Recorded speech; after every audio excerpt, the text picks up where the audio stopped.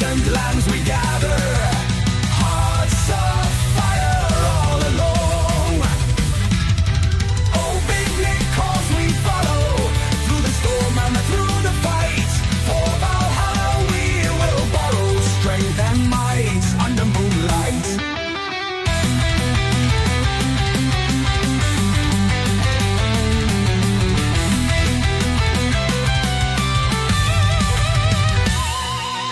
Warriors of the ancient sea, songs of glory dark and bold. In the night, our spirits free, legends born, tales unfold.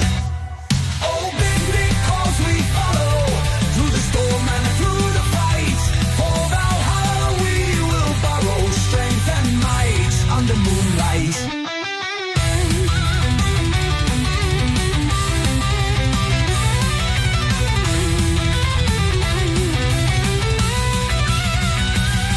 From horizons wild we roam, with thunder in our soul. Every battle brings us home to the stories ages told. Oh, big Nick, cause we follow through the storm and through the fight. For Valhalla we will borrow strength and might under moonlight. Hey, welcome, folks. Well, it's been a while since we checked in with Judge Simpson, so I checked. There are a few streams that he hasn't deleted yet, and I picked one. I just skipped forward, and I saw what you see in the thumbnail.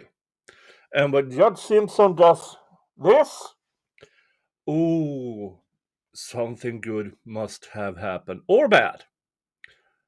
Or bad. All right. So, let's just dive right into it.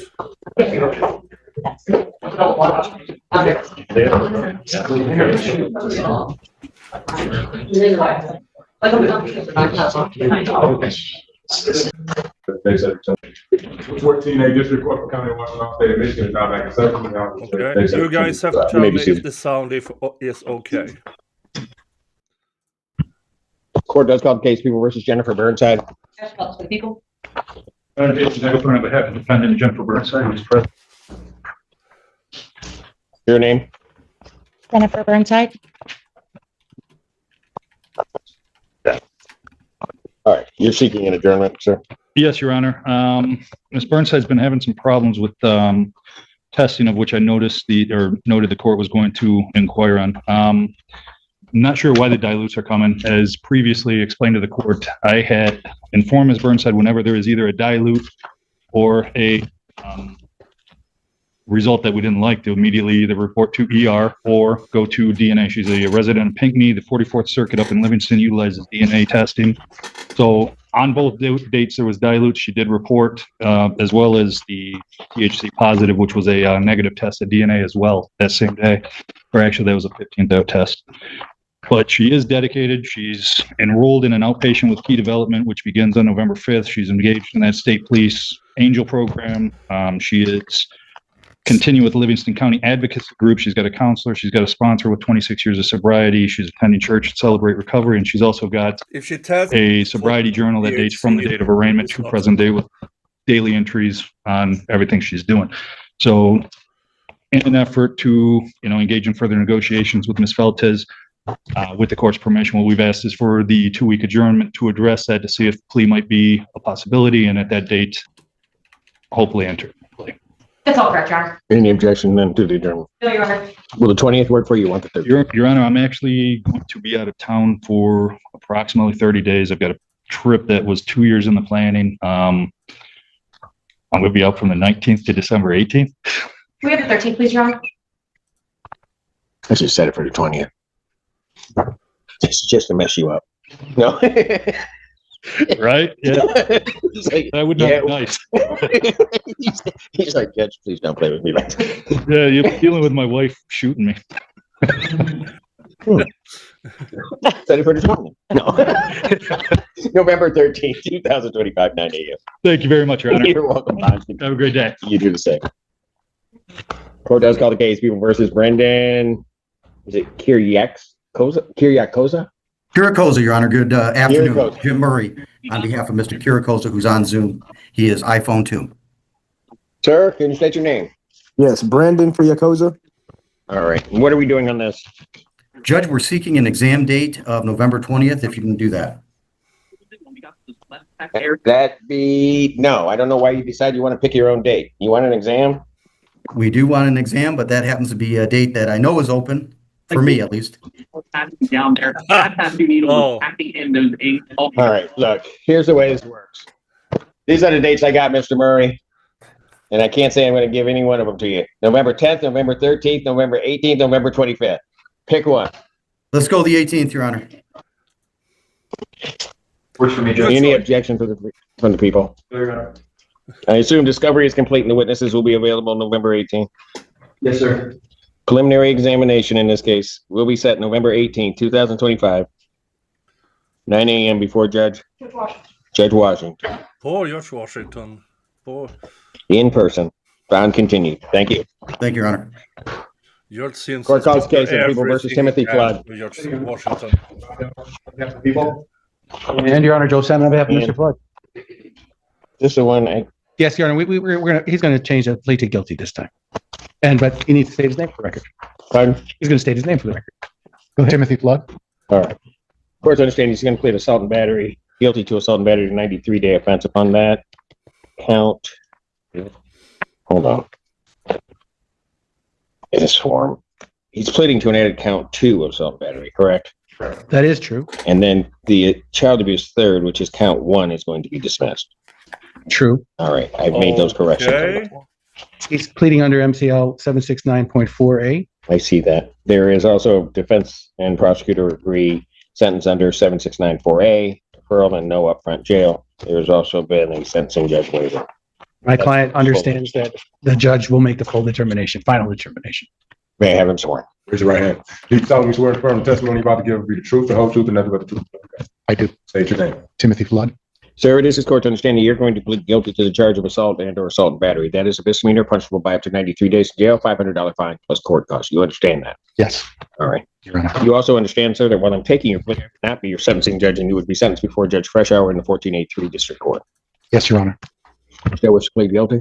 Yes, Your Honor. And to that charge, how do you plead? Guilty. You understand that by pleading guilty, you'll not have a trial of any kind. Yes, Your Honor. You signed an advice of rights form, is that correct? Yes, Your Honor. Any question regarding any of those rights? No, Your Honor. Please look at paragraph 4 or 5 on that form. You'll see a copy on the podium. Those are your rights which are part of the trial. You understand by pleading guilty, you'll be giving up those rights as well as all the rights on that form. Yes, Your Honor. You understand you're giving up your right to appeal of right. Yes, Your Honor. Are you on probation or parole? No, Your Honor. Has anybody promised you anything other than what's been stated here today on the record? No, Your Honor. Anybody threaten you or coerce you? No, Your Honor. You're doing this voluntarily Yes. of your own free will Yes, Your Honor. and because you believe that you're guilty of this offense? Yes. August 14, 2025, at the location of 5510 Jackson Road in Scioto Township, Washtenaw County, State of Michigan. What did you do regarding an individual that makes you believe that you're guilty of the offense of assault and battery? I slapped my son. Do you agree that exceeded reasonable parental discipline? Yes. All right. And you did it intentionally? Yes. All right. Sir, if I accept your plea, you understand that if you commit misconduct as defined in the Michigan court rules between the time of my acceptance of the plea and the time of your sentencing, the judge would not be bound by any sentence evaluation and or recommendation, and you would not be entitled to withdraw. Yes, Your Honor. All right. Counsel, you're aware of any other promises, threats, or other inducements which have led to this plea? Defense is not. And have I complied with the court rule? Would it be proper to accept this defendant's plea? Yes, Your Honor. Court will accept the defendant's plea of guilty to count 2. Count 1 is dismissed. Pre-sentence investigation and report is ordered at 1483. Probation sentencing will be November 24th at 9 a.m. November 24th, 2025, 9 a.m. before Judge Freshour. Bond will continue. Thank you, Your Honor. Thank you. Court calls the case People versus Amanda Lawrence. Your Honor, Joe Simon on behalf of Ms. Lawrence. State your name, ma'am. Amanda Lawrence. They're requesting an adjournment, 13th or 20th. I asked Ms. Lonnie, I think she prefers the 20th. That will be fine. Probable cause conference will be adjourned, 20th, 2025. 9 a.m. bond continued. Your Honor, can we address one matter on bond? Certainly. My client is a permanent resident of the state of Florida. She's been She working. is? She's a, So why is she here? that's what I was about to say. Okay. She's, She just get to the punchline. she was working, she was, okay, she's requesting permission to go back. We will submit To a. Florida? Yes. No. And she's, we will be submitting a Zoom request when she understands that will have to be approved by the court for her next court appearance. Mickey, Donald. They all get on my nerves.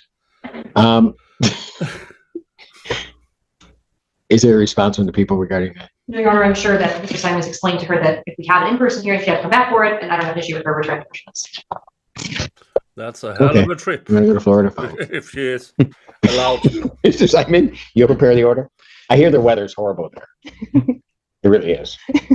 Really bad. We will. We've never had a hurricane in Michigan. I'm just saying. No, we haven't. No, we got tornadoes, but those you can dodge. All right. We will submit an order, Your Honor. Thank you so much. Thank you. Bud. All right, so Judge Simpson I have is nothing in an against Florida. exceptional Done. good mood today. Court calls the case, people Who versus will rule in Hammerhead. it?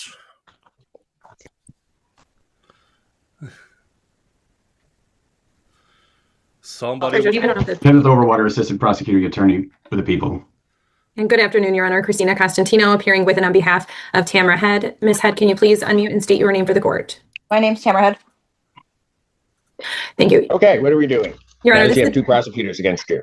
you see how So- they do that, Judge? They just. I know, but don't worry about it. It's now even. Go ahead. Thank you. This is a date and time set for PCC. I have recently been appointed to Ms. Head's case, and I need to ensure that we do have all discovery. So I would be asking for an adjournment of the PCC. All right. The 20th work for you? Or you want the 13th? Whichever your pleasure. Yes, the 20th is fine, Judge. Either one's fine. November 20th, 2025, 9 a.m. Bond continued. All right. Thank you. Thank you. Court calls the case, people versus Nayeli. Good afternoon, Your Honor. Jonathan Anderson, Catholic. Christina Costantino appearing on behalf of Ms. Lee. Ms. Lee, can you unmute and state your name for the court? Naya Lee. All right. What are we doing? Judge, this date and time set for PCC. We are asking for an adjournment of the PCC. Mr. Emmons and I have had some extensive discussions about the matter, but I do believe we need to have some further discussions as well. There is another case that is also pending that is related to Ms. Lee's case. So we would be asking for an adjournment of the PCC. Any objection? I don't have any objection to that, Your Honor. Probable cause conference will be adjourned November 20th, 2025, 9 a.m. Your Honor, if I could ask if there's no objection from Ms. Constantino, if I could ask for a date after the 20th. I'm scheduled to be in trial that week.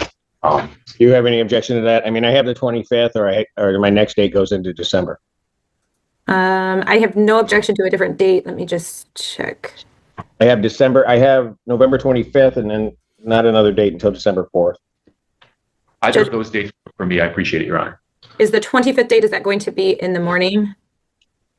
Yes, for a PCC, yes, it will be. Yes, okay. Well, Judge, unfortunately, I can't do the 25th or the 4th. Okay. Although I have the 11th. the 11th would work for me. Yeah, December nobody will 11th, ever ask 2025, if the 9 a.m. defendant is Bond okay with it, continued. because See how nice it I'm doesn't being? matter. I Thank think you, Ms. Judge. Constantino might, What's wrong? I think she might have an issue for bond, to which Me I'm too, not going Oh, you do? I do, Judge. Just a brief one. Your Honor, in the spirit of the holiday season, I am asking if the court would permit That's funny. Is it the holidays yet? tomorrow, perhaps, Judge. I hate Halloween. I don't understand it. Everybody dresses up funny. Yeah, there's usually some treats, candy involved too, but Your I Honor, only like chocolate. well, So go ahead. I'm sorry. I'm interrupting your bond argument. that's all right, Judge. I'm asking on behalf of Ms. Lee if she would be permitted to, she's presently under home confinement. We're asking if she would be permitted tomorrow to take her children trick-or-treating from the hours of 5 to 8 p.m. We did speak with Community Corrections, who indicated this issue needed to be raised with the court. She would be going in the area of Textile and Huron Road. It's my understanding that there aren't any other adults who would be able to take the children trick-or-treating, so we are asking for permission for her to do that. in the spirit of the holidays, Your Honor. I probably shouldn't have said I hated Halloween before this, huh? Yeah, I don't. I don't have any objection to the request being made by If the you defense. prepare an order, I will allow that to happen. Ms. And I'll- Constantino, send it over to Ms. Weidling and I'll get ahead of it. Christina, if you want to reach out to me, if there's any travel plans that are going to happen for Thanksgiving, if you want to reach out to me, I'm sure we can work that out by order. Thank you very much. I appreciate that. Thank you, Your Honor. thank you. Thanks. A Halloween exception. Wow. Court calls the case People versus Keith Walker. And continuing on with the Constantino show. Go ahead. Christina Constantino appearing on behalf of Keith Walker. Mr. Walker, can you unmute and state your name? Keith Walker. Thank you, sir. Your Honor, we're asking for an adjournment of the PCC for some further negotiations. Will the 20th work before I write Yes, Judge. it? November 20th, 2025, 9 a.m. Bond will continue. Thank All right. Thank you. Thank you, Mr. Walker. Thanks. Court does call the case of the People versus. Is that it for Ms. Constantino? Yeah. Okay. Well, That's you have a nice That's evening. it for me, but I might be standing in for David Goldstein, so I'm standing by. Oh, sorry. Okay. Court does call the case of the People versus Joel Serbinoff. Kenneth Overwater, Assistant Prosecuting Attorney for the People. But on behalf of Mr. Serbinoff, who's joining us for Zoom, Joel, please say your name for the record. Yep, Joel Serbinoff, Your Honor. You're requesting an adjournment. Yes, Judge, we are working on getting him into treatment court, but unfortunately he lives out of the county, and so that's presenting some complications to get it transferred. You want the 25th? It's excellent, Judge. Love that date very much. November 25th, 2025. And a brief issue as to bond. So the court had. Didn't Bob Halloween. I have no opinion on Halloween, Judge, personally. No, Judge, it does not involve Halloween. Okay. No, the court had previously signed an order allowing Mr. Serbinoff to test at a different facility. Yeah. That particular facility isn't working out very well for Mr. Serbinoff. He found one that's closer and a little more affordable for him. So we would ask that the court switch it to a different location. I don't have a problem doing that. It would, if it's a suitable location by community correction standards, then I don't have a problem. So you can submit an order to that effect. I check with community corrections to make sure it's a suitable facility. Understood. Thank you, Judge. All right. Thank you. Bond will continue. You're welcome, sir. Be in touch, Joel. The court does call the case People versus Antoine Thomas. Brell, on behalf of Mr. Thomas, who is coaching and quoting, will be joining me. Mr. Thomas, please say your name for the record. Antoine Dean as well, Thomas. All right. And Your Honor, again, trying to get Mr. Thomas into recovery court, but he lives out county. So it's presenting a little complications. Your Honor, pardon? 25th. Yes, please. November 25th, 2025, 9 a.m. Thank you, Judge. Is this bond good? You mind good? We're good. Okay, bond continues. Right. I'll reach out. He get interrupted. He tried to change things. Court calls case People versus Mark Jordan. Kenneth Overwater, Assistant Prosecuting Attorney for the People. Tina Sachs on behalf of Mark Jordan Jr. Mr. Jordan, could you state your name? Mark Jordan. All right. What are we doing? Now I'm requesting an adjournment to do a little bit more research on this discovery and then to speak with Mr. Overwater about it. Will the 20th work for you? Yes. Probable cause conference will be adjourned without objection November 20th, 2025, 9 a.m. Bond continued. Thank you. Court calls case of the People versus Michael McLean. Kenneth Overwater, Assistant Prosecuting Attorney for the People. Tina Sachs on behalf of Mr. McLean. Hello. Mr. McLean, please state your name for the court. Michael McLean.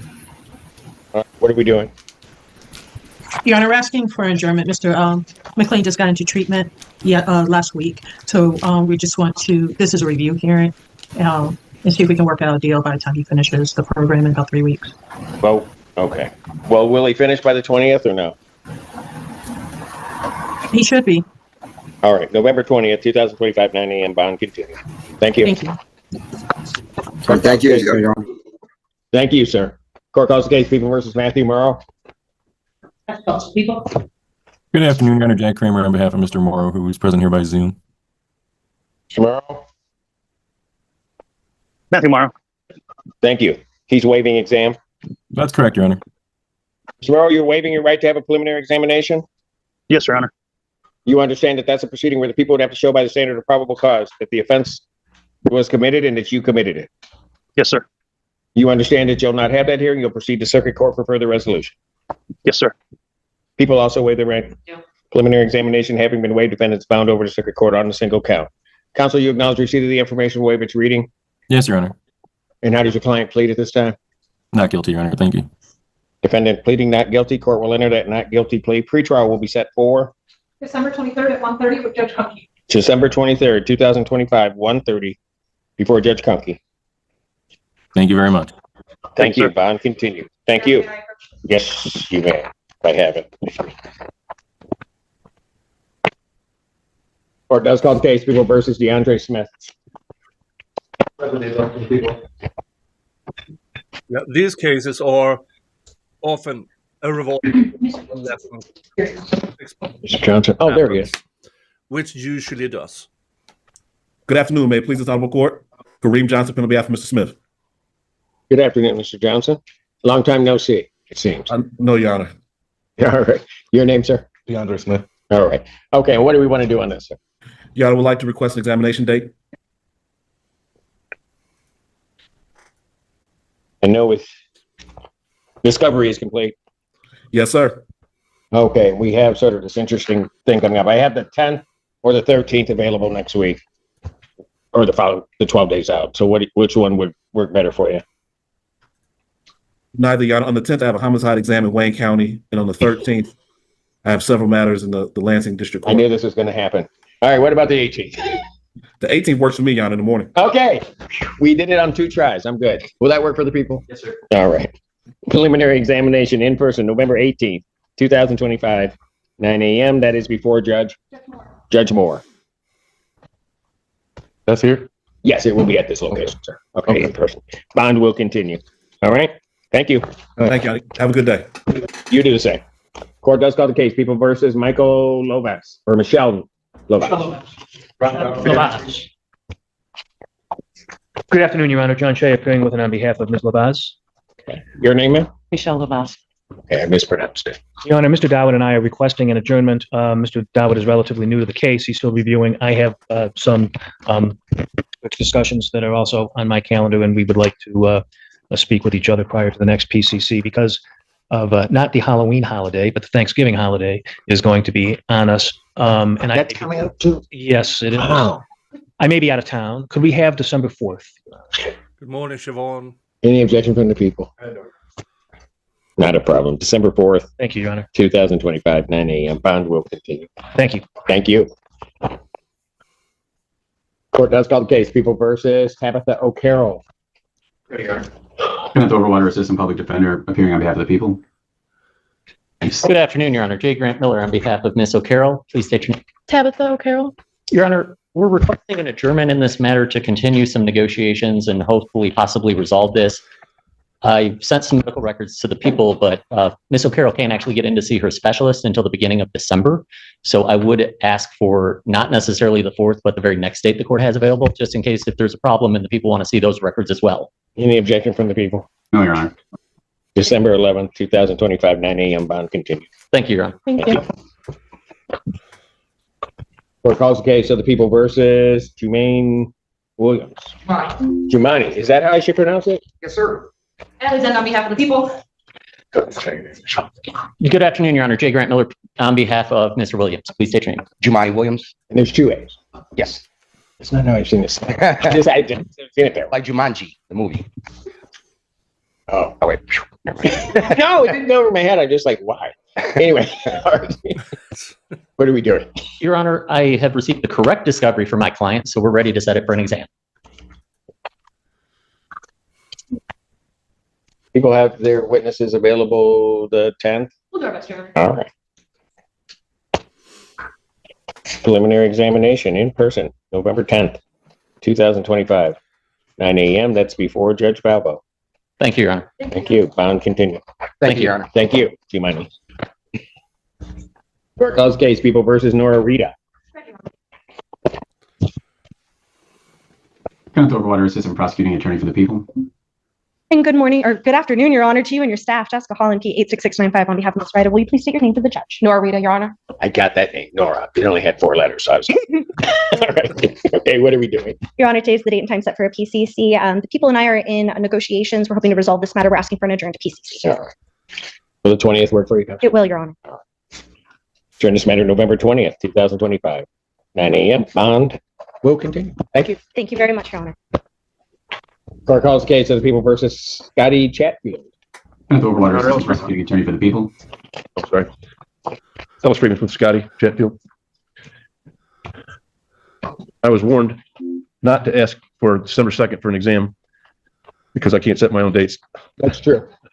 So so you see how you just threw that out there, and then that would be my distinct preference. All right, I understand. So your name, Bill? All right, thank you. You want an exam on that date? Yes, I do.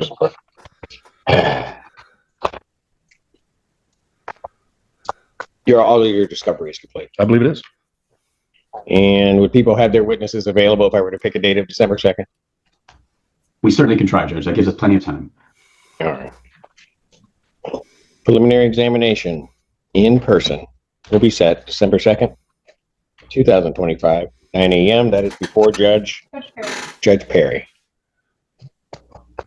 Found in this matter will continue. And Mr. Chatfield, I'm going to say something to you, and I appreciate it. I appreciated you, just this day and age, maybe you should say it, but just being a gentleman and holding the gate open while somebody exited. That's no problem. I always have to point out when people do bad things. Sometimes I don't get to point out when people do good things and treat other people with respect, but I wanted to point that out. Thank you for that. Thank you, Your Honor. Thank you. Court calls the case, People versus Marcia Shaquan E.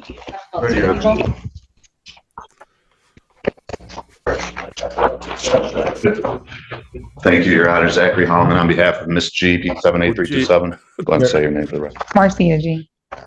That's a big dude. And that's a tiny girl. Woman. Your Honor, we're just looking for an adjournment. 20th work for you? 13th or 20th. Court's prerogative. 13th then. Nobody was picking that date, so you'll be here. November 13th. Thank you, Your Honor. 2025, 9 a.m. Bond continue. Thank you so much. Thank you. Thank you, Mr. G. Court calls case, People versus Tyler Clincher. Good afternoon, Your Honor. Oh, seems like we are. James Murray, PA 5490, on behalf of Mr. Clincher, who is present, consents to holding this matter via Zoom. Please state your name for the record. Tyler Clincher. All right. And what are we doing? I've had a chance to speak with other people in this, but we can set this for an exam. All discovery is complete? I believe so. I have a police report. If it's no digital discovery, then we're all set. There should be no discovery. You should have video digital discovery. You don't have everything. No, if the people can send over the digital or one more time, that would be perfect. Well, I'm not going to set it for exam until you have everything, being able to have it and then review it with your client. So what I will do is you'll get that over to him. Yes, Mr. Murray, you can send your appearance to PA Discovery. Oh, it wasn't sent. Okay. So you got to send in your appearance to, what is it, PA Discovery? At washington.org. At washington.org. PA. Okay. And then all of the discovery will get to you. I will adjourn this out. I can do the 13th or 20th. Which one would you like, counsel? 13th. Why I'm asking people. 13th? November 13th, 2025, 9 a.m. Bond continued. Thank you. Thank you. Court calls the case of the People versus Gary Coward. Good afternoon, Your Honor. May it please the Honorable Court, David Burgess on behalf of Gary Coward. Gary Coward. Thank you. What are we doing? Your Honor, we're asking for a brief adjournment in this matter. Trying to resolve it at the district court. November 13th. Could I have the 20th, Your Honor? Sorry, Judge. I'm on trial that week. Sorry. I'm just going to stop being nice. This is why I'm not nice. November 20th, 2025, 9 a.m. No objection from the people. No, sir. Mr. Burgess, if you want to email me in advance of that date, I can get you what you need. Thank you. Appreciate it. Bond will continue. Thank you. Thank you, Your Honor. All right, thank you. Court calls the case. People versus Jermaine Mills. Kenneth Overwater, Assistant Prosecuting Attorney for the People. Christina Costantino, Your Honor, I'm standing in for Attorney of Record David Goldstein. Mr. Mills, can you please state your name for the record? Do you have any objection to Ms. Constantino stepping in? No, sir. All right, very good. All right, what are we doing? Your Honor, I've heard from Mr. Goldstein that they have likely came to some sort of resolution that will likely keep this matter at the district court, but they do need a bit of time to facilitate that. I would never ask to pick my date, but Mr. Goldstein has asked me to ask if— So it's Goldstein picking? He would ask for a 1 week adjournment, given that 1 week they've resolved. I tell him no. I can do the 13th or the 20th. All right. Do you think, hold it, have you resolved it and it's just a matter of paperwork, or do we know? There's some other district court matters that he's trying to work out a global resolution on. So Mr. Goldstein is locked in tense negotiations with Mr. Chabalowski. Oh boy. I'd like to see that happen. Anyway, here's what I'll do. I'm going to take the 13th if he's trying to resolve everything, and then we'll try to get it there. If he needs another date, he can get in contact with my office and let his client know that he'll need another date. Is that fair enough, sir? Sir. Set it for November 13th, 2025. 9 a.m. bond will continue. Thanks. Thank you very much, Judge. Thank you. Have a good evening. Have a good rest of your day and a happy Halloween. Wow. Ooh, you too, or whatever it is on this day. All right. Take care. All right, that ends that block, and I have a 4 o'clock. And so give me a few minutes and then I'll come right back on, and we got a motion at that time. Is everybody's here? Okay. Oh. Court of Standard News. All right. So the first,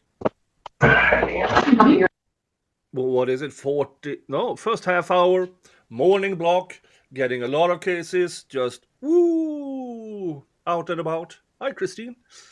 Hi, Skitted Pan. Hi, No Thanks. Hi, Tony. Hi, Siobhan. Hi, Deanna. Anne is here, I see. Connor. Rods. MD Thomas. Dave was here a bit ago. Beach Bum. And everybody else. Even you over at Twitch and Rumble. All right, let's jump ahead a few minutes. Oh, that was a long break. There it is.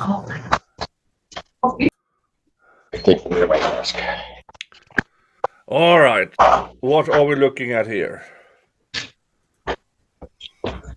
Thank you, sir. Court does call the case of the people, state of Michigan versus Cyrus Abadi. Good afternoon, Your Honor. Marianne, Assistant District Attorney. And On behalf of people. good afternoon, Your Honor. With also on behalf of Cyrus Abadi standing here. Right, Cyrus, please. Good afternoon, Your Honor. Cyrus Abadi here. All right, this has come back to me. I don't know if it's really a motion, but I don't know who would like to start, but I certainly have some questions. I have a few things to put on the record, but I'll defer to Mr. Dowse if he wants to go first. I have no problem with that. I do not need to go first. So.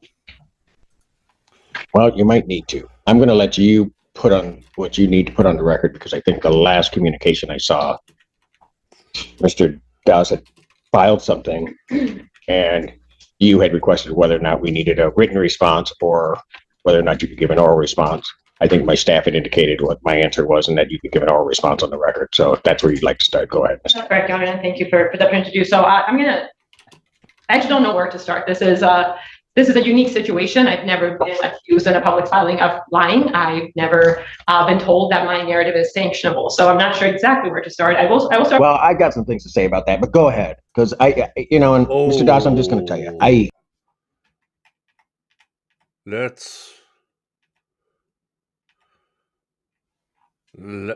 you had requested whether or not we needed a written response or whether or not you could give an oral response. I think my staff had indicated what my answer was and that you could give an oral response on the record. So if that's where you'd like to start, go ahead. That's correct, Your Honor, and thank you for the opportunity to do so. I actually don't know where to start. This is a unique situation. I've never been accused in a public filing of lying. I've never been told that my narrative is sanctionable. So I'm not sure exactly where to start. I will start. Well, I got some things to say about that, but go ahead. Because and Mr. Dawes, I'm just going to tell you, I don't expect attorneys to necessarily like each other. I don't even care whether they like each other. Whether they talk to each other is irrelevant to me unless they cannot communicate in some professional way. But as I told other attorneys, and particularly, and I'll name him Mr. Bennett, when he came and he accused somebody of some type of misconduct, that when that statement is made, the court has to look at that. And so I made it very clear to him, and I'll make it clear to you. If those are the kinds of things that are going to happen, you better be ready to roll with it, and you better have it. Because if you don't, that's sanctioned. Ms. Stanley, you may proceed. Your Honor, as counsel knows, and I think everyone in this room is aware, within this profession, our reputation and our integrity is everything. Unless you are in Massachusetts, Canton, Massachusetts, or Allen County, Indiana. The folks, there are a lot of prosecutors who don't give two shits on a straw about their reputation. Let's just say that. But Judge Simpson, he has a tight courtroom. He runs the show. And as he said, if you make claims about opposing counsel, you better have the receipts for it. Throughout my career, I've routinely made decisions that were difficult decisions to make in a lot of aspects. I've been able to make those decisions because my reputation and my integrity are that important to me. Quite frankly, no case is worth me losing everything I've worked so hard for. What I've also routinely done in front of Your Honor, as well as other judges, is stand up here and make up defending opposing counsels when other people have accused them of anything from lying to misconduct and so on. The reason I make a point of doing that, even though in many situations that has truly not been necessary, is because I want to be very clear how important it is that we don't throw out baseless accusations at people. It's not a new situation to me necessarily to encounter a situation with opposing counsel where we disagree, where we misunderstand each other. I don't take offense. I've gone head to head with some of the best attorneys in this county as well as other counties. And not once have I been accused of what defense counsel is accusing me of. And what bothers me more is I actually started out respecting defense counsel a great deal. As far as I knew, we had a fine working relationship, and I had no reason to believe that anything changed. I think I in this situation, have been more patient, respectful, and understanding of this defense counsel than I would have been with a lot of other counsel for that reason, because we started out respecting each other. Obviously, we've hit a point where that's changed. I'm not sure exactly why, and maybe counsel will enlighten us today, but he seems to have a personal problem. I am perfectly fine arguing law. I'm perfectly fine arguing procedure. I am not fine with personal attacks. Those personal attacks are not just in the written form in these public filings where I'm being accused of all kinds of things. They've also been verbal. They've also been contained in an email communication. I have an email, and quite frankly, Your Honor, I wasn't going to bring this up because I don't take personal offense. This field makes us all very thick-skinned, and I don't anticipate in dealing with other people within this field for them to have thinner skin than I do. And perhaps that is my mistake, and I need to be more cautious and aware of people's hurt feelings and how it affects how they conduct themselves. I do want to put this on the record because I think it speaks to why we saw the reply that we saw. This is an email from September 25th of this year from Mr. Doust to myself. It's in response to a request he made, a reply I sent him, which again, we can certainly look at that. But this is the part I'm concerned about. Curious, you can articulate and posture all you want, Marie. Just don't think for a second that I'm not seeing right through you. I don't know what the intent of that email was. What I do know, it's not necessary for what was being discussed. What I know is that it's a personal attack. So I'll just leave it at that. I'll leave it at that. It's not lost on me that unfortunately we live in a society where people who are privileged in certain ways, and specifically being male, think that they can address female attorneys a certain way that differs from how they would address male attorneys. I do this job not expecting to be treated any differently than my male colleagues. I advocate just as strongly as my male colleagues do. Anything less than that would be ineffective. What I don't expect is to get the treatment I'm getting right now from defense counsel based on being female. And that's exactly, I'm just going to call it out, that's exactly what it is. I highly doubt that any of my male colleagues from our office would have been treated the way I've been treated by defense counsel. And even though I probably shouldn't be shocked at this point, having done this job as long as I have, I truly am.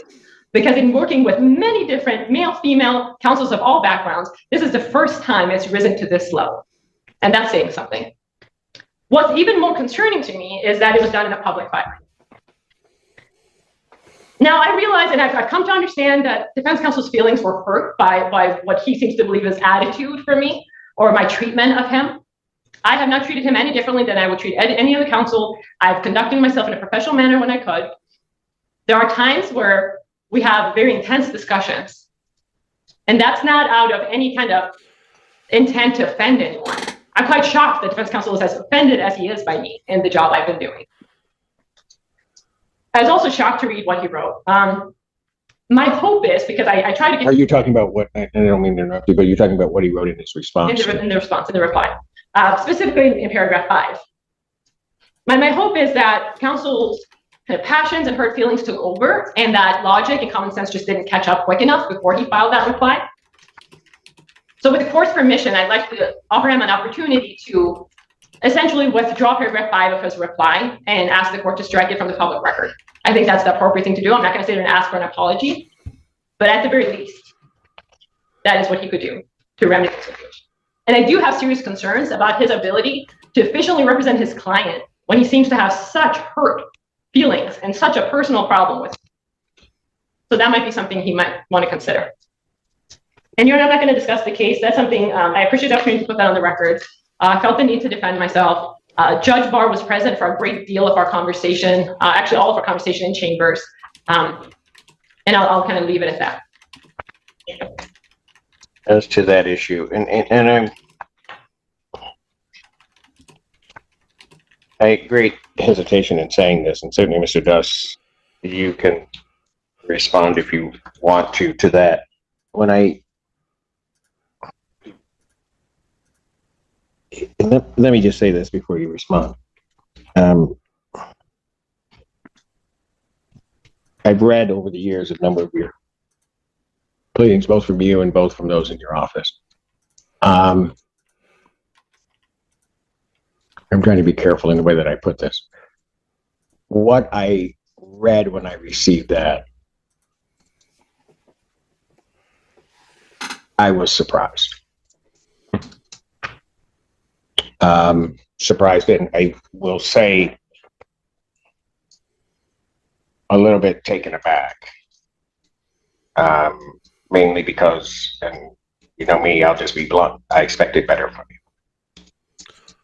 So, and I say that not with any thought as to how I would rule on this issue, because that wasn't really what was playing into my mind.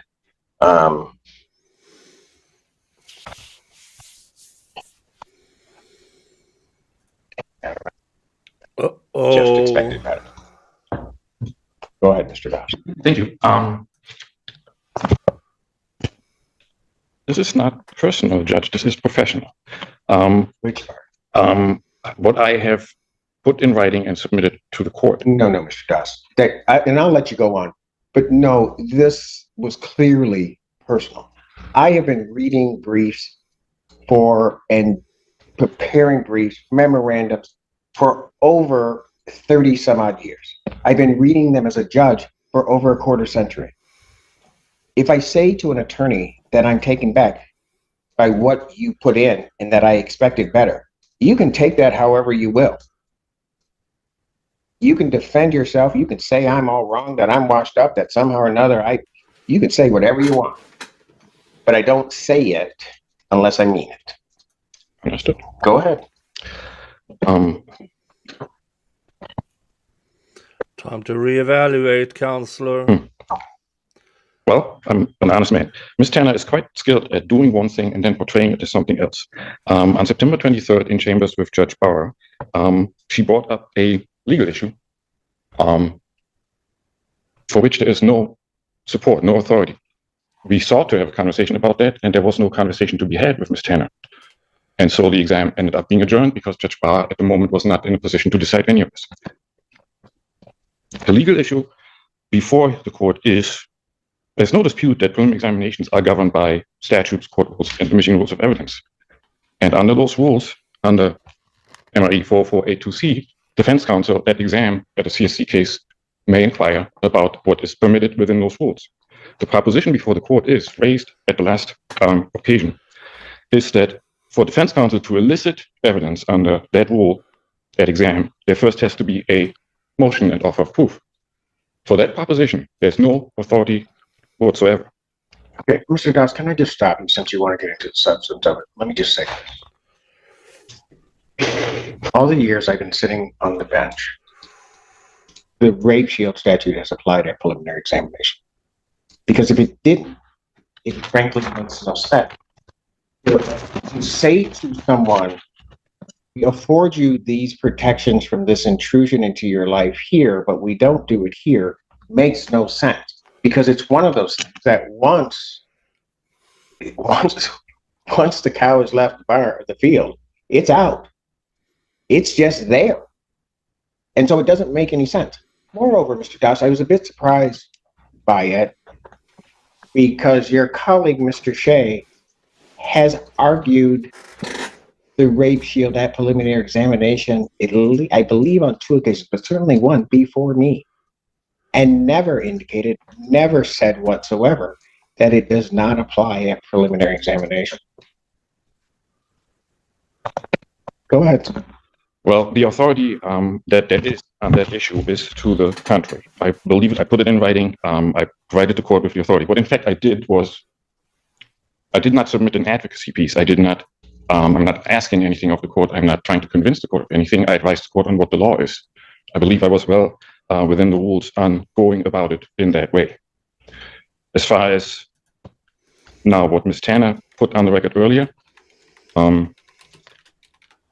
understood, based on what the law is, that Ms. Tanner on September 23rd was taking an unsupported legal position and was, in a way, misinforming Judge Barr about it and was not having a conversation about it. What, misinforming Judge Barr that the rape shield applied at preliminary examination? Yes. She would be taking a position that has been the longstanding practice in this county. How can you say that she's somehow just come out with something out of thin air? Show me one case, Mr. Dawes, in this county where rape shield has not been applied and not stood at preliminary examination. The aspect that doesn't apply is the mechanism of a motion and offer of proof in MCL 750520J2. That aspect is just not applicable at this stage. It comes into play once the case is bound over. And that's the very issue that Ms. Tanner raised. She approached me asking whether I would elicit any testimony. So, Mr. Dawes, you paint yourself into a corner. Because if that's the argument, then none of it comes out at prelim. Because the judge at prelim is the gatekeeper of all of that. And so what would actually end up happening is none of it would come in, ever. And then you go ahead and just make your argument in, circuit court. Well, I understand we disagree on what the applicable law is on the issue. I did put it in writing. It is published. But I'm talking about two different things, Mr. Dawes. I'm saying if you're indicating that the doctrine of rape shield and the protections that it afford do not apply at prelim, then the judge, quite frankly, has the option of not hearing that testimony. Plain and simple. And then I just don't let it in. If I'm handling it, I don't let it in. And then you're going to have to deal with it as you want to deal with it in circuit court, which you won't get it in there. If what the court describes were so, then the court would at that moment disallow the admission of relevant evidence under the court rules. It's irrelevant. Somebody's past sexual history is irrelevant. I could just say that and I'm done. Not with the defendant. Pardon? That's what the law says. That's what the court rule says, not with the defendant. That is not what the rule is. So, if I can go back once more. The very core item that's at issue is whether defense counsel, before exam, needs to provide a written motion and offer of proof if defense counsel wishes to inquire into evidence under 404A2C. And the law on that is that no, defense counsel is not required to do that. Defense counsel may inquire under the rules. Okay. And if the judge says, I need a motion before you do it, what do you then answer? I would ask the judge, what is the legal basis for making that requirement? And the judge is going to say, because I said so.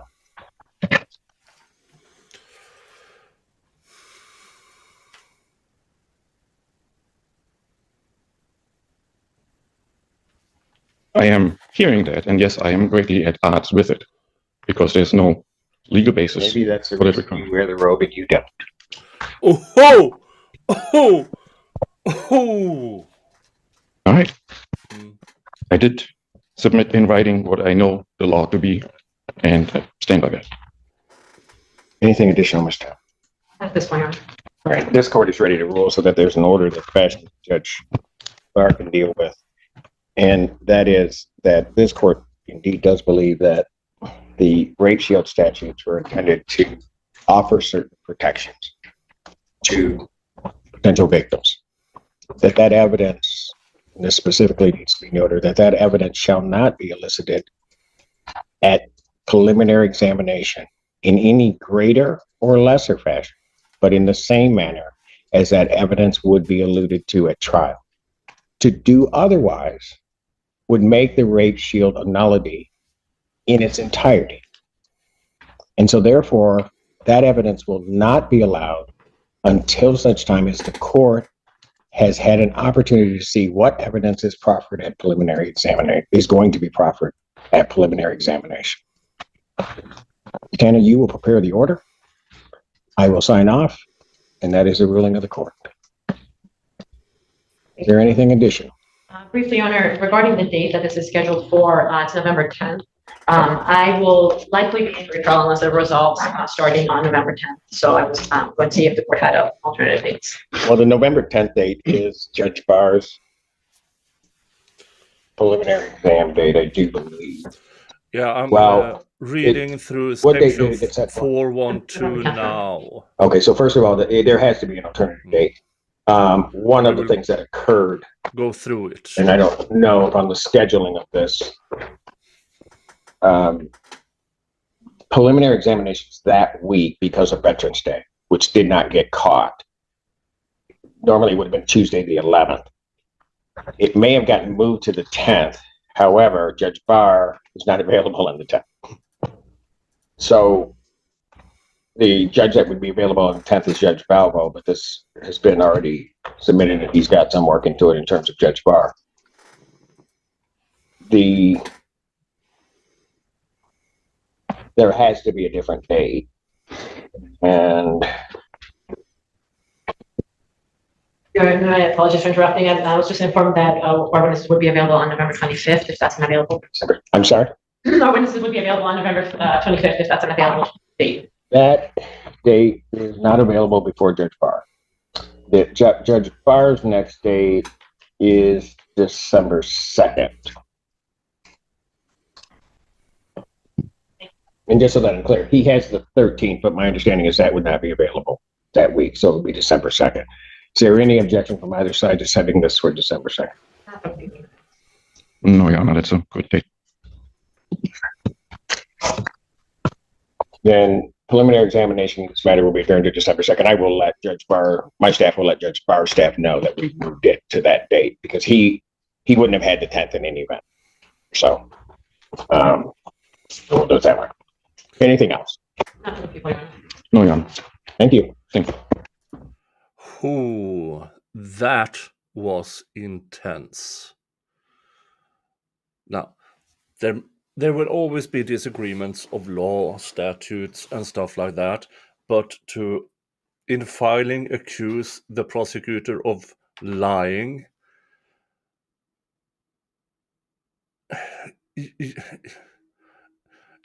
your opinion has to be before the court. You just don't call a prosecutor a liar unless it's a blatant lie. He could have checked with his colleagues before he wrote that motion. Folks, what do you think about this? And I would assume that most of them would have said, oh no, do not write a motion in effect. It might be good, feel good to write it, but oh my God, if it backfires. Then what just happened here happens. Now, what is this section 412? Behavior and reputation, the Grape Shield Law, section 412. Prohibited uses, except as otherwise provided. The following evidence is not admissible in a civil or criminal proceeding involving alleged misconduct. Evidence offered to prove that victim engaged in other behavior, or evidence offered to prove a victim's reputation, or evidence of a victim's orientation to prove consent.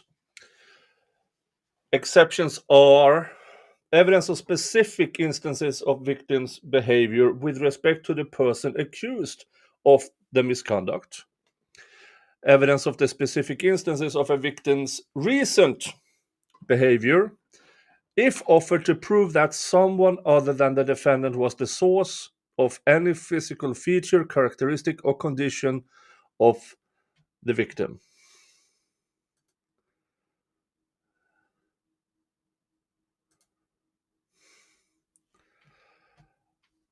And evidence whose exclusion would violate the defendant's constitutional rights.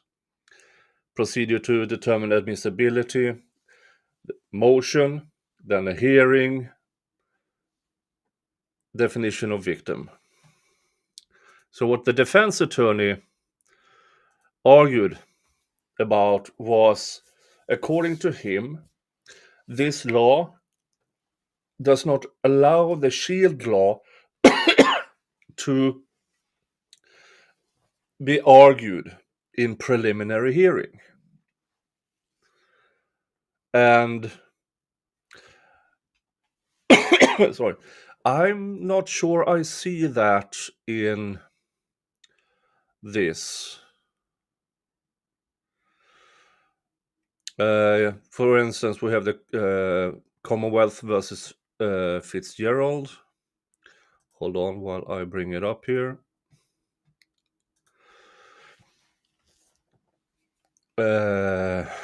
Commonwealth versus Fitzgerald. The policy rationale for this, Commonwealth versus Joyce. The Grape Shield statute is principally designed to prevent defense counsel from eliciting evidence of the victim's promiscuity as a part of a general credibility attack. So now we know what this case is about. We know the line of defense from the defense attorney is to attack the alleged victim. And then you go through the subsections.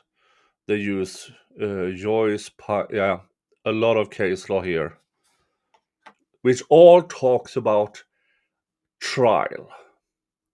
Now this, according to Judge Simpson, also applies to preliminary hearings.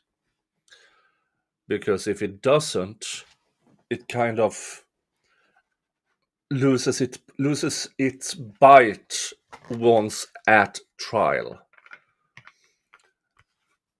So I wish I had Dave here, who is a practicing attorney in Michigan, because this is Judge Simpson is a judge in Michigan. But my initial interpretation is that I agree with Judge Simpson that if this Shield Law, unless via motion, via a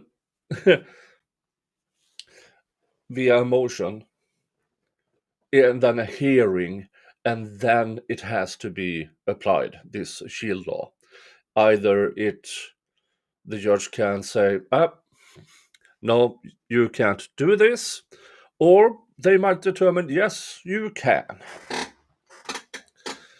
I have no information about the specifics of this case. So I can't talk about, well, it could be anything from this attorney doing an absolute shit job all the way to the other side of the spectrum that, Your Honor, this is the 19th time this same person has made this allegation. I have no idea. But just looking at the law as it is written, even though it specifically mentions trial, not pre-trial hearings or stuff like that, it's under the judge's discretion. And in this county, and I assume more counties in Michigan, they apply it the same way. Which goes back to this attorney. You should have talked to your colleagues first. You really should have talked to your colleagues first. All right, let's see now if Judge Simpson has gone live for today. He has not. Okay. Dun dun dun.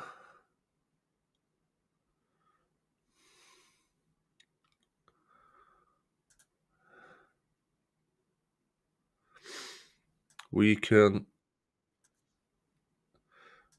jump over to Judge Aaron Gaither. Or Gauthier, if he's French. Out of...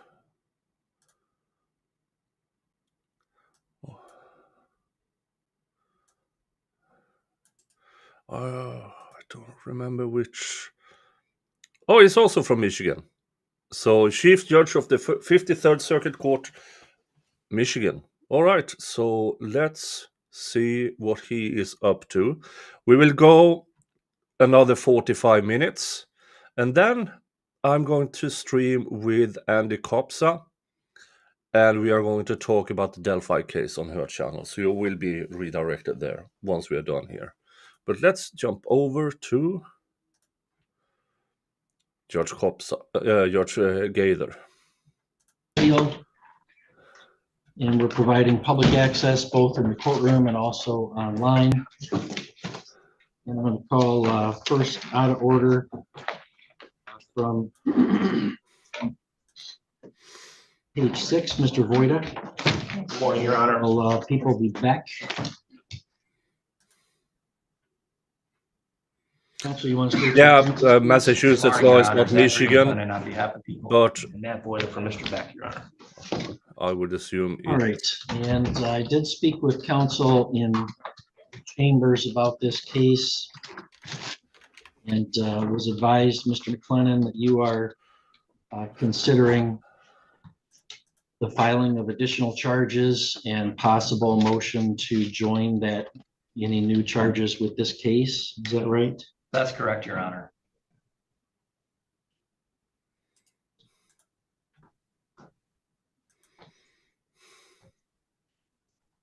And Mr. Boyd, so I guess you're seeking a continuation and not scheduling this for trial at this point? I'd be accurate.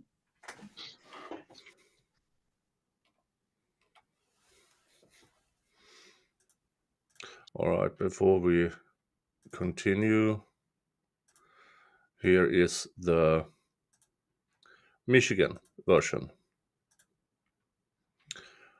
The RS, the Grape Shield Statute, which is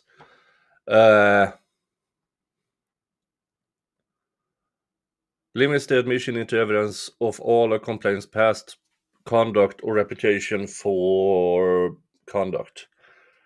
So yeah, it's the same in Michigan. It's basically the exact same wording as well. Yeah.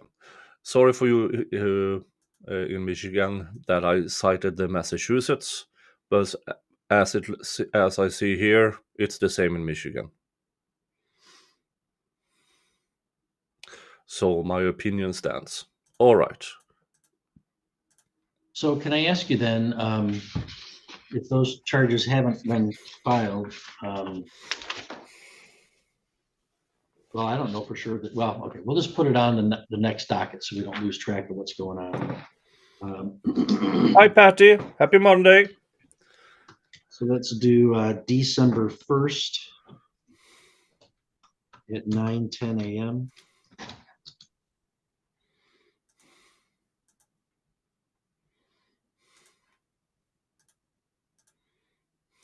For docket call, also the pending bond violation matter is continued. And since I did meet in chambers and knew that we were just going to be adjourning this, told Mr. Voida we would call it out of order and he could contact his clients and excuse his appearance today. Any objection to that, Mr. McClellan? No objection, Your Honor. Okay, so Mr. Voida, we'll see you and your client next on December 1st at 9:10. Thank you, Your Honor. Thank you.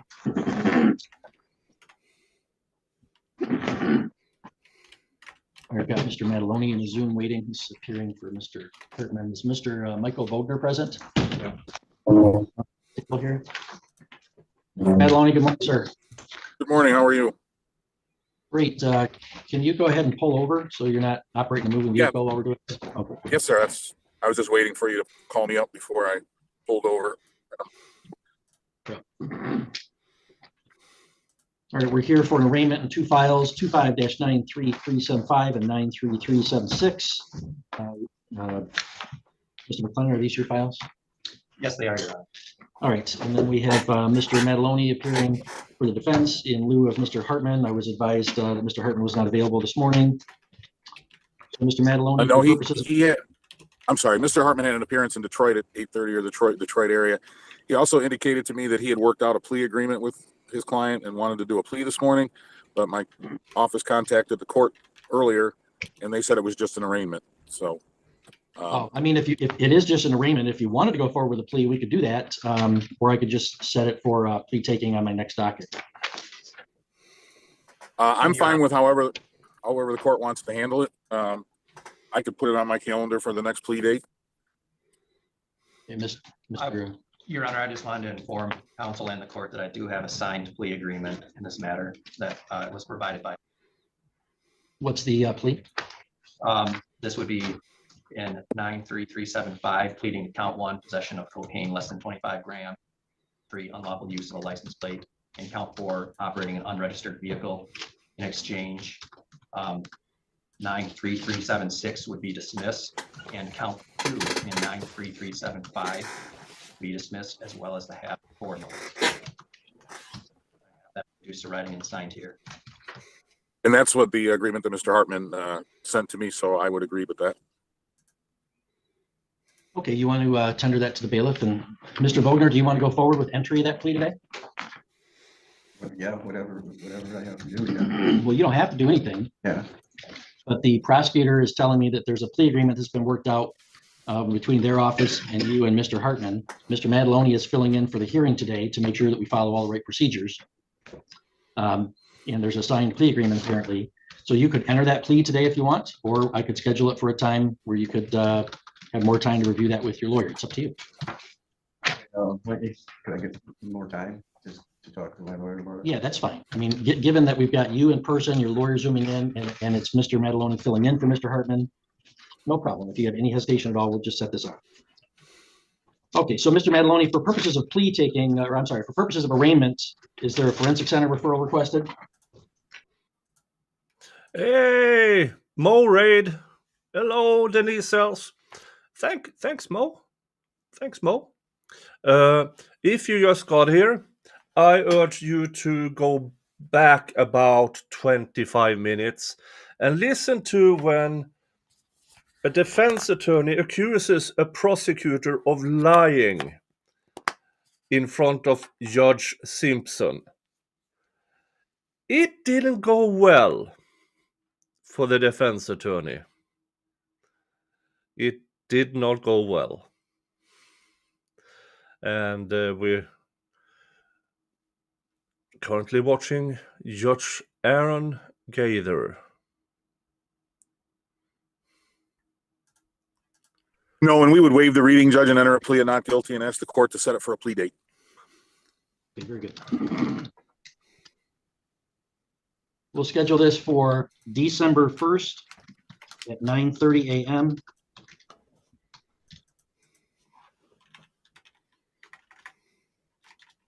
And allow Zoom appearances. All right, anything further from the people? No, Your Honor. Anything further from the defense? No, sir. And I think I heard you say that we could do Zoom on that day if needed. Yes, sir. All right. Thank you so much. All right, you have a good day. You too. Mr. Boat, you're all set. Your next date is December 1st at 9:30. Okay. Thank you, Judge. Have a good day, everyone.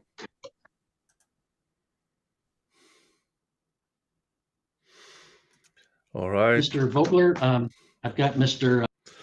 Hi, Malin. I have not heard of any rumors regarding a press release or anything in Canton, Mass. So I can't say anything about it, but I'm looking for it. And if it happens, well, it happens. Scott and the Attorney General's office, we could do that.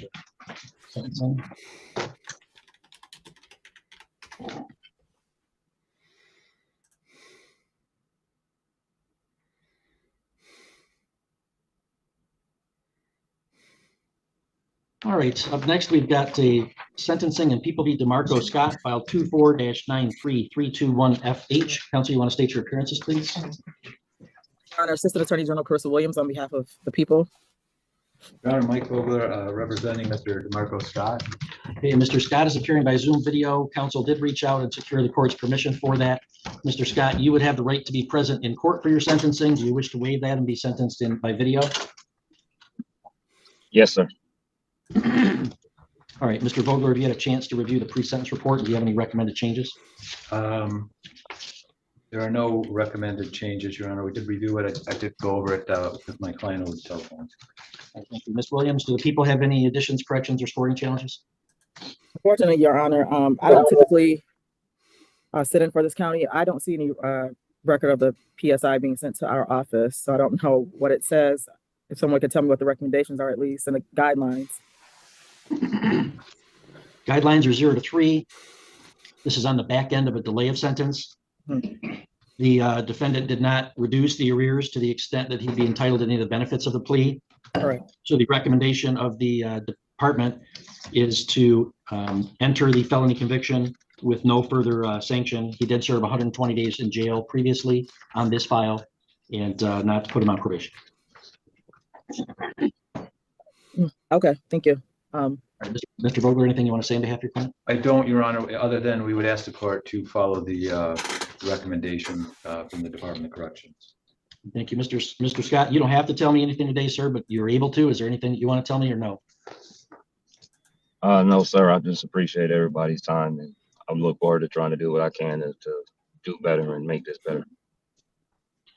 Thank you, Ms. Williams. Any recommendations from the people? No, Your Honor, I would just ask that you follow and adopt the recommendations contained within the PSI today. Thank you. All right, thank you. Well, Mr. Scott, it looked like from the report you did make efforts to pay, but you didn't reach the milestones that would allow you to have a reduction of charges under the plea agreement. So we'd have to say that the delay of sentence was not successfully completed. For that reason, we'll enter judgment on the original felony child support failing to pay. And I will sentence you to 120 days jail with credit for 120 days previously served. Any fines and costs previously assessed remain due and owing in the amount of any unpaid balance. I'm not going to give Mr. Scott more jail or any probation. This is a sentence within the advisory guidelines of 0 to 3 months. Mr. Scott, you still have to pay your child support, or you're subject to contempt penalties or to any arrears going forward to additional charges for failing to pay. So good luck to you, sir. You can appeal if you wish by filing an application. If you want a lawyer, you have to ask within 6 months. We're going to see to it that a copy of those appeal rights are mailed out to you. So contact the clerk's office, make sure we got your good address, okay? Yes, sir. Thank you so much. Thank you. Okay. Good luck to you, Mr. Scott. Yeah, so failure, even with effort, he could not cough up the cash. So an obligatory sentence of 120 days, but credit for 120 days already served, which means he can still go out work and try to pay his child support. Again, this is a case I know nothing about the circumstances, so I can't say if he is giving a break that this man doesn't deserve, or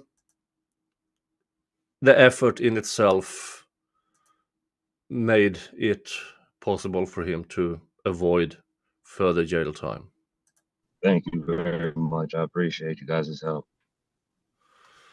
Your Honor, I believe counsel for the AG's office is also on Stoneham. Yeah, yes, but then she just, so I was going to call that case next, but she disappeared. We are going to continue that 1 month by agreement.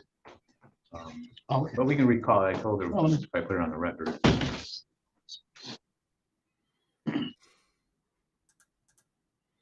She was going to check. Maybe it'd be best just to call it back at that time. Your Honor.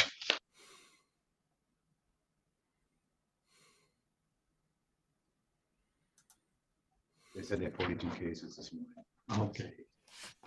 All right, well, maybe let's call, I did have another request, though, if you couldn't call that one, if you could call Mariah Cheek. Her child is, she got a call from school this morning, her child is ill, and they want her to pick up the child. She has to Hillman to do that. let's call that case then. Let's call from page 5, people be Mariah Cheek. 25-93358. All right, and looks like this is up for a docket call. Preliminary transcript was filed back in August. What's our status here, Mr. Cole? Well, we were here last month for a docket call too, and I told the court that I had issued a couple of subpoenas and we're waiting for the documents to come back. We did receive the documents from one financial institution, however, Huntington Bank, although they had received the subpoena and they contacted me to the effect and asked for certain other information, in particular some identifiers as to the people I was looking for. I gave that to them. They have not yet produced those documents. And in the meantime, I went ahead and I subpoenaed documents directly from the complainant in this case. So I'm still waiting for those to come back. Mr. Wirgo, any objection to a continuance? No, Your Honor. We'll continue the docket call to December 1st at 9:20 a.m. So you're all set today, Ms. Cheek. Thank you, Your Honor.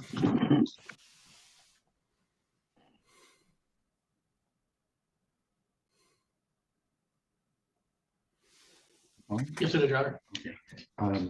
Ms. Madison is, oh, okay, yes, okay. Let's call people to Kathy McCon.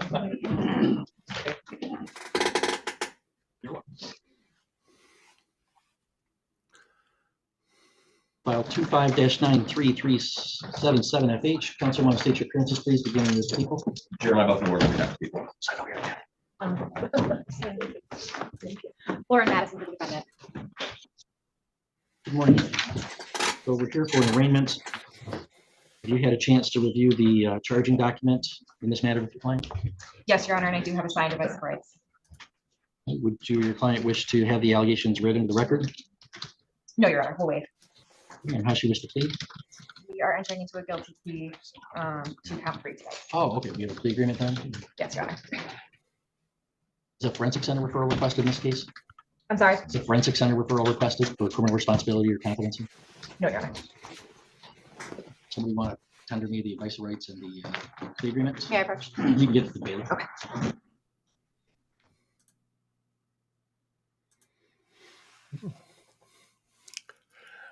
So another one of these early morning revolving door court days where, okay, next case, next case, next case. This is what I like covering these day-to-day things. It shows, I mean, we all like the big trials and all the drama and all the things, but this is day-to-day business. A prosecutor with facts, a defense attorney doing their job, and a judge ruling. All right, Ms. McCon, you want to stand and raise your right hand as best you can for me? You swear to tell the truth, the whole truth, and nothing but the truth, so help you God? Yes, sir. Have a seat. Ms. McCon, a guilty plea hearing is an important event. It includes the waiver of constitutional rights. So listen carefully. If you have any questions, go ahead and ask. If you need a minute to talk to your lawyer, you just say so. I have to advise you the maximum penalty that you could face for the charge. And you're offering to plead guilty to count 3, which is a charge of operating while intoxicated, third offense. That's a felony punishable by a fine of $500 to $5,000, either 1 to 5 years in prison, or probation with 30 days to a year in jail, at least 48 hours to be served consecutively, 60 to 180 days community service. And the court can order rehabilitative programs, vehicle immobilization, and reimbursement for cost of prosecution and emergency response. You understand the maximum you could face for that charge? Yes, Your Honor. Are you on probation or parole anywhere? And were you on bond for any other case at the time of this incident? No. Did you read and understand the rights listed on this advice of rights form? Yes, Your Honor. Do you have any questions for me or your lawyer about any of those rights? No, Your Honor. Do you understand if you enter a plea, you're giving up all those rights and you won't have a trial? Yes, Your Honor. And is that what you wish to do today? Yes. All right. If I accept your plea, you give up any claim that it was caused by threats or by promises outside the scope of the plea agreement. Do you understand that? Yes, Your Honor. Also, when you plead guilty, you lose the right to appeal. And if you wanted to appeal, you'd have to seek permission by filing an application. Yes, But the types of issue that you could raise after guilty plea are very limited. Do you understand that? Yes, Your Honor. The plea agreement provides in exchange for your plea to count 3, counts 1 and 2 in the habitual will be dismissed. There's restitution agreed upon at $250. There's this offer was contingent on waiver of the preliminary exam, and then something about a copy of incident reports must be provided to all assessors for assessments. And there's a sentence agreement for a 12-month cap with credit for any time spent in inpatient substance abuse treatment and the Prescott County Jail. Do you understand the terms of that plea agreement? Yes, Your Honor. Ms. Madison, is that a full, fair, and accurate statement of this term? Yes, Your Honor. Mr. Wirgo? Yes, sir. All right, Ms. McCon, that sentence agreement is not binding on me. And if I didn't want to follow it, I wouldn't have to. If I didn't follow it, you'd be allowed to withdraw your plea. Do you understand that? Now that's unless you engage in some misconduct between now and your sentencing.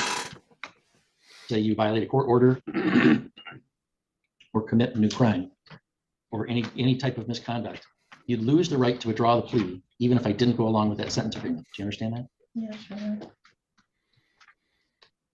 Other than the plea agreement, has anybody promised you anything to get you to plead guilty? No, sir. Has anybody threatened you to make you? No, Your Honor. Is it your own free choice to enter that plea agreement? Yes. Knowing all this, how do you wish to plead the charge of operating while intoxicated, third offense? So Ms. McCon, back on April 27th of this year, were you in Prescott County? Yes, Your Honor. Were you operating a motor vehicle on White Sands Drive, a public highway in Prescott County? Yes, Your Honor. Before you operated that vehicle, had you consumed alcoholic beverages? Yes, Your Honor. And did you have some contact with police? Yes, Your Honor. Did your consumption of alcohol impair your ability to drive that vehicle? Yes, sir. Did they give you a test of how much alcohol was in your body? I had a blood test, Your Honor. Do you remember what the results of that test were? I'm sorry, I don't. Ms. McCon, do you know the results? I'm sorry, Ms. Madison. do you know the I results? actually don't, and I do have it. Yes.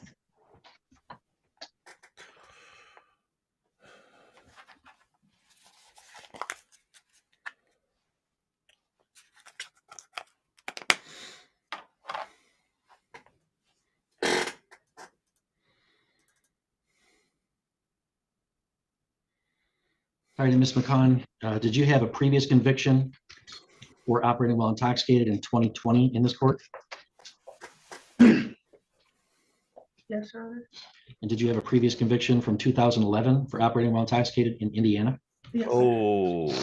And did you have a previous conviction for operating while impaired in 2008 in Indiana? Yes, Your Honor. Okay, well, I mean, I wouldn't know that. You would be in a better position to know than I would. You're telling me that you don't know. Yes. Okay. DUI number 5. I am, Your Honor. Mr. Wirgo? I am, Your Honor. And Ms. Madison, are you aware of any other promises, threats, or resistance? No, Judge. Mr. Wirgo? No. And Ms. Madison, in your judgment, has the court fully complied with requirements of MCR 6.302? Yes. Mr. Wirgo? Yes, the court has. Okay, Ms. McCon, I find that your plea is knowingly, understandingly, and voluntarily made and that there is a sufficient basis in fact and law to believe that you're guilty of that offense. So I hereby accept your plea. We can schedule a sentencing for December 1st at 10 a.m.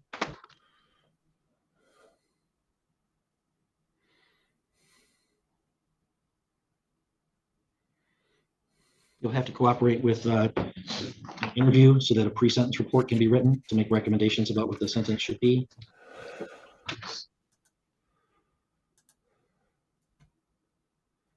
All right, anything further from the people? No, Your Honor. Anything further from the defense? No. Okay, we'll see you then, Ms. McCann.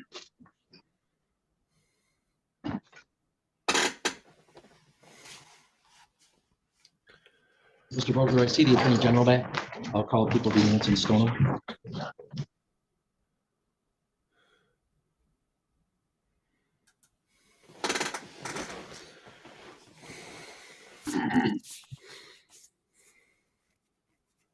Morning again, Ms. Williams. We have one more case with your office this morning. It's People v. Manson Stoneham, 25-93369. Defendant and his attorney, Mr. Vogler, are present in the courtroom. And Mr. Vogler was telling me when I think we lost your connection that he'd spoken with your office about an adjournment of this matter. Mr. Vogler, go ahead. Yes, Your Honor. In speaking with my client, there had been an offer on the table that if he reduced his arrearage to $12,500, he would be in line to receive a sentence. That would be a sentence agreement. My client tells me he's at about 14. He brought it down from 16.3 to about 14.2, and he believes he can make that 12.5 by December 2nd. So any objection to continuing this to my December docket, Ms. Williams, then? No, Your Honor, defense counsel is correct.